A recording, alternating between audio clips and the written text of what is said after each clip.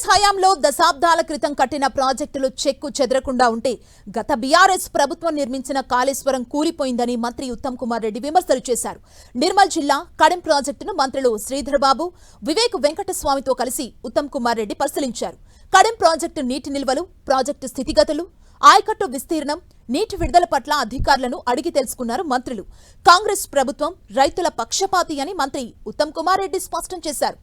BRS నాయకులకు దోపిడీ తప్ప అభివృద్ధి చేత కాదని విమర్శలు చేశారు మంత్రి శ్రీధర్ బాబు. ప్రస్తుతం రాష్ట్రంపై ఎల్నినో ఎఫెక్ట్ చాలా ఉందని, తాగునీటి అవసరాలతో పాటు రైతులకు సాగునీరు అందేలా అధికారులతో చర్చించి ప్రణాళికాబద్ధంగా ముందుకు వెళ్తామని తెలిపారు. తెలంగాణ వ్యాప్తంగా వర్షాలు కురుస్తుండటంతో ప్రాజెక్టులను పరిశీలిస్తున్నారు రాష్ట్ర మంత్రులు.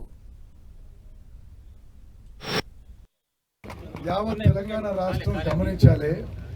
మేము ఇంతకుముందు ఎస్ఆర్ఎస్పి పోయినాం. అది 1963లో నవభారత నిర్మాణం చేసిన మన మొదట ప్రధాని జవహర్లాల్ నెహ్రూ గారు 1963లో శంకుస్థాపన చేసినాం. మరి ఇక్కడికి వచ్చినాం. ఇది 1949లో కట్టింది. అంటే ఈ ప్రాజెక్టు సుమారు ఇప్పుడు 51+26 77 ఏళ్ళు అయింది ఈ ప్రాజెక్టు. ఇక్కడికి వెళ్ళి ఎల్లంపల్లి పోతున్నాం. ఎల్లంపల్లి గౌరవనీయులు రాజశేఖర రెడ్డి గారు 2005లో శంకుస్థాపన చేసిండు.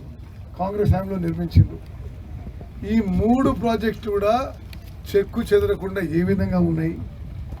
మరి గత ప్రభుత్వంలో నిర్మించిన మేడిగడ్డ అన్నారం సుందిల్ల బ్యారేజీలో 2016 మొదలుపెట్టి 2019 పూర్తయితే ఏ విధంగా మరి పూర్తిగా మరి కూలిపోయినాయో యావత్ తెలంగాణ సమాజం గమనించాలని చెప్పి మరోమారు విజ్ఞప్తి చేస్తారు.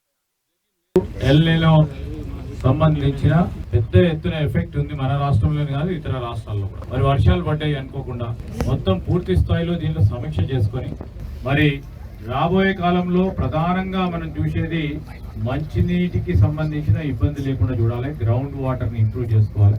దానికి తోడు మరి అందరి నిపుణులతో మాట్లాడి ఎంతవరకు వీలుంటే అంతవరకు రైతులకు సంబంధించిన అంశాన్ని పరిగణనలకు పెట్టుకోవాలనే ఆలోచనతోనే ఇరిగేషన్ మంత్రి గారు ఇందుపూర్వకం కూడా చెప్పడం జరిగింది.